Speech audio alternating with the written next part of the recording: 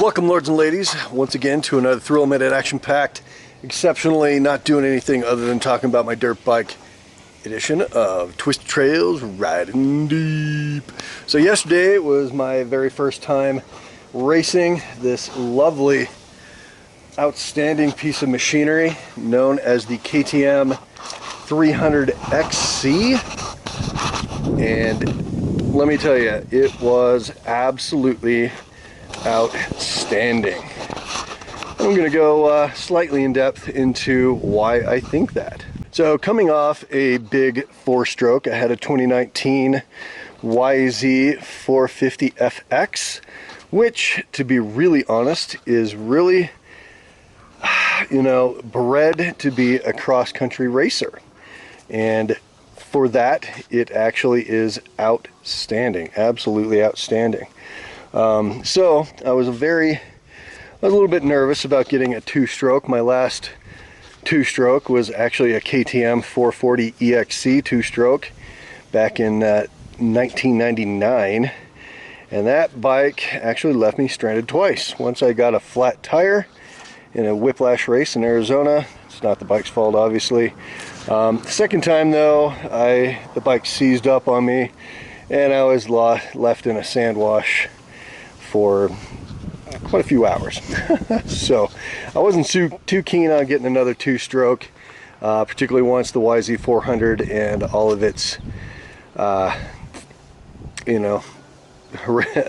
its siblings came along. I have been a four-stroke guy ever since. But now, honestly, so needless to say, I was really reluctant to hop on a 300, just because a little leery of the old two-stroke. So nonetheless, I did find that this bike was actually quite fun for trail riding and farting around.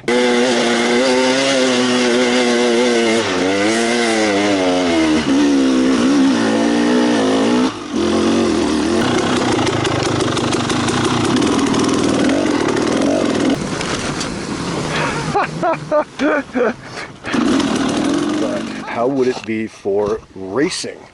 My question to myself was, will it be better than my four-stroke big bike? Yes and no. Ooh, I cracked that.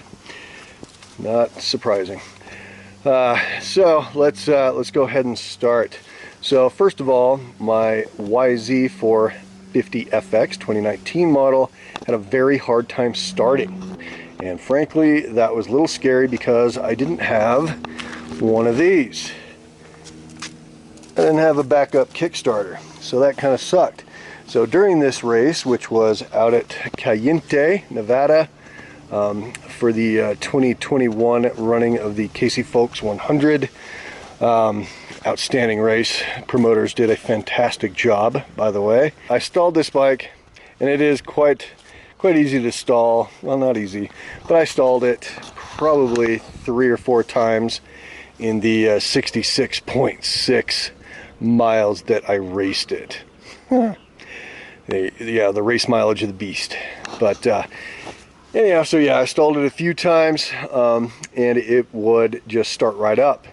Even when I would absolutely crash, like smash myself into a tree. In fact, there's bark from that tree still left on my handguard. And as you can see, this is a brand new looking handguard when I started that race, and it is not anymore. And you'll also notice if you look at my front fender, it is no longer aligned with my front wheel. So I smacked this into a couple trees a couple times, really hard, crashed pretty good. Bike fell over, and it did not have a hard time restarting. I was able to get it restarted within seconds and get going again. So next, power delivery. So compared to my 450FX, one of the pros of a 450 four-stroke is it generally I was able to leave it in 4th gear the entire time and do the entire race in 3rd or 4th gear, no matter what the situation was. 0 miles an hour to 80, it was fine. This bike, on the other hand, Definitely softer power delivery on the bottom end, but obviously once you got on the pipe, it was just amazing. Definitely could not just leave it in one gear and do everything. I found myself in second gear and third gear most of the time. The nice thing about it was when I got tired, it didn't pull on me quite so much. And anybody that's had a 450 4-strokes know what I'm talking about. It wasn't trying to yank itself out of my arms, which gets really tiring after a while. One of the negatives of the power delivery for this bike was that at the start, we started in a very sandy wash. We had to straddle the front fender and start it and go and all that good stuff. I dropped it into first, and all I did was dig about a 2-foot trench for 10 or 15 feet before I finally got up on top of the sand and got going. It's really my fault, not the bike's. Handling. Oh, let me finish with power delivery here. One of the big benefits of this 2-stroke, 300 2-stroke, is that when you do get tired, I was less prone to make mistakes. It's a lighter weight bike. Obviously, I don't have as much centrifugal force mass keeping the bike straight, which makes it a little bit more twitchy. We'll get into that in handling. But overall, it's easier to move around and just move from side to side. And if you have to pick it up, it's a lot easier. So that's nice. And then also climbing. If you happen to come to a hill that's really, if you've been in any kind of off-road race, you understand how an uphill can be just horrific after a couple hundred bikes have come through. This bike combined with this very soft bib mousse and this Michelin tire, combined with the 2-stroke power delivery, I was able to climb every hill I came across, nary a problem at all, and it was awesome. It made me feel like a hero, even though I'm a zero. So very amazing power delivery, very happy with the bike. And honestly, when I got into a fast section, I was really able to just rip and go have some fun. So along with the engine power delivery would come fuel usage. So that's a 2.9 gallon tank. I used roughly a gallon and a quarter each lap. So the first lap took me about an hour and 40 minutes and a few seconds, and I used a gallon and a quarter. The second lap, I took off 20 minutes from my first lap, which is cool, but I also used a gallon and a quarter. So 2.5 gallons is what I used. I could have actually just not stopped for a pit and just kept on cruising. That would have been kind of fun.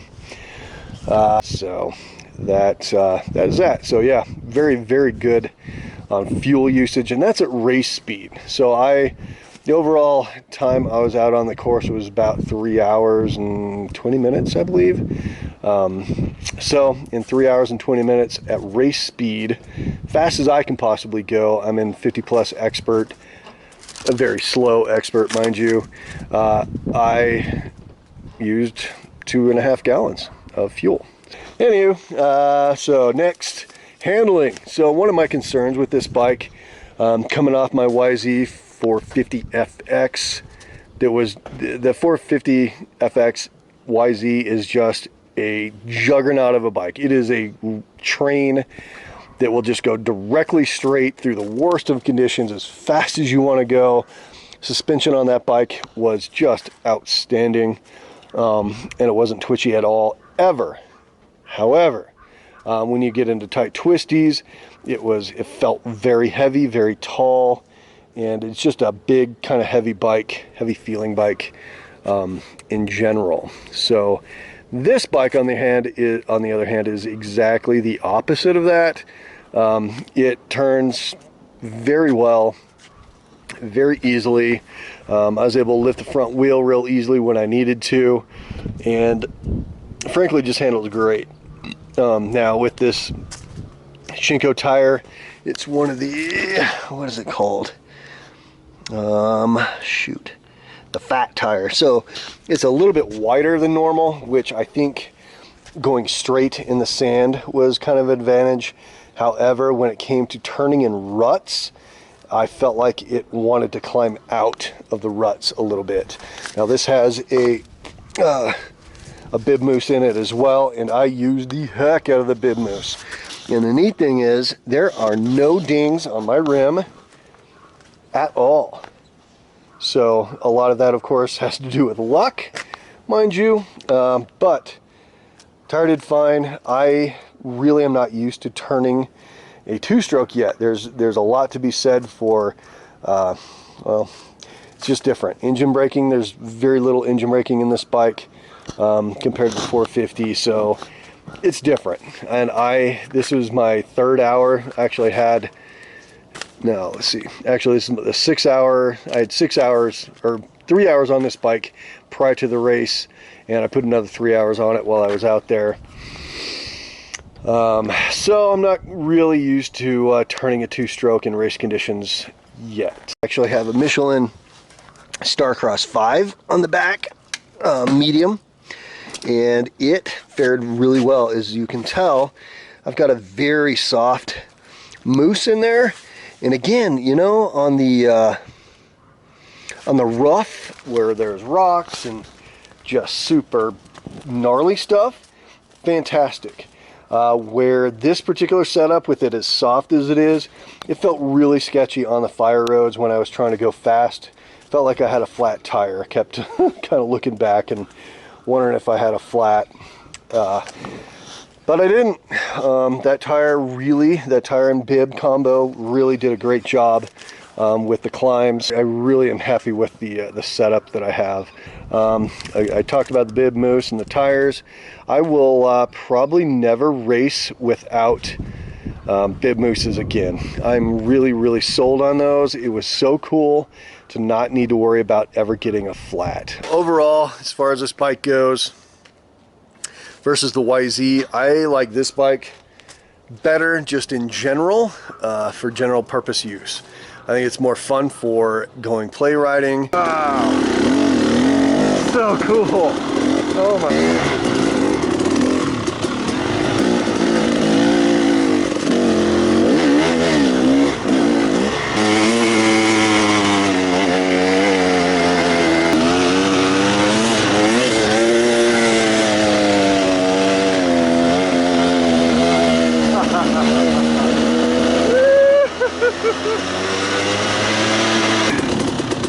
Feel like I had more energy after the race was over. Now, of course, I have trained quite a bit, going to the gym and running and going for long walks and all that sort of thing. I definitely need to get out on the bike more often. I think that's definitely a weakness in my training program, but I'm very happy with it. Compared to the YZ, I think the YZ is probably, this is sacrilege, I suppose, to all the 300 guys out there. I think the YZ450 or any big 450 like that is probably a better desert race bike. I mean, if you look at the pros, the really fast guys, they're almost all on 454 strokes. But for this particular race, for my skill set, my ability, I'm very slow. I got 5th out of 7 guys in the expert class, and I got beat by some of the 50 plus amateur guys, so whatever. Amateurs, intermediate in MRAN, motorcycle racing of Nevada. Great bike though. For me personally, it was great. I very much enjoyed it. Very tight technical race, and this bike did great.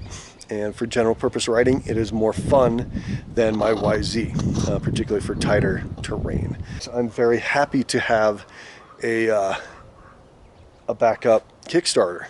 That kind of makes me hesitant to even want to buy a new 300 bike from anybody, because they don't have a backup. That seems really stupid to me. But anyway, that's my thoughts on the 300 KTM XC, and that's my theory, and I'm going to stick to it. Appreciate you guys and gals tuning in, and hope you have a great day.